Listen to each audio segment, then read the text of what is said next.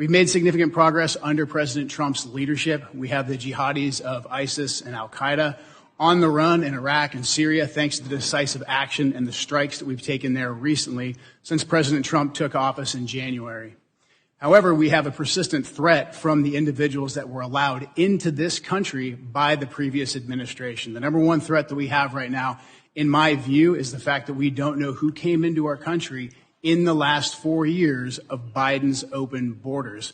What we have identified is alarming, and I want to share that with you today. We just recently put out a warning of the heightened risk of terrorist attacks posed to the homeland by terrorists pretty much of all stripes, but in particular from ISIS and from al-Qaeda. NCTC has been crunching the numbers and going through the sheer volume of known and suspected terrorists that are in the country that came in under the Biden administration.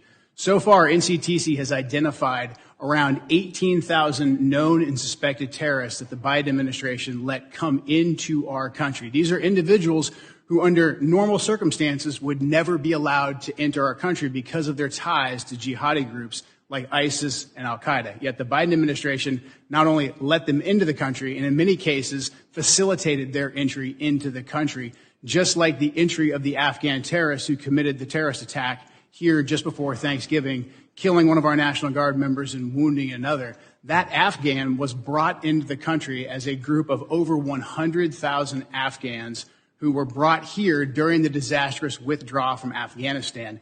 These individuals, despite what has been reported, were not vetted properly to come into the United States. The individual terrorist who committed the attack in D.C., he was vetted to serve as a soldier in Afghanistan. The Biden administration essentially used his tactical level vetting as a ruse to bring him here and to bring him into our communities, and we've seen the tragic results of that.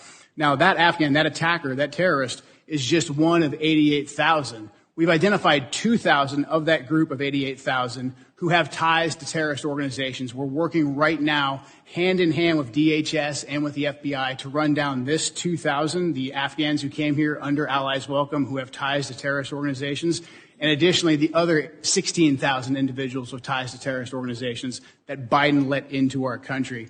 That is probably the top terrorist threat that we face right now, and that doesn't include the individuals who came here illegally through the open border. That number, alarmingly, remains unknown at this time. We're trying to figure out who those individuals are as well.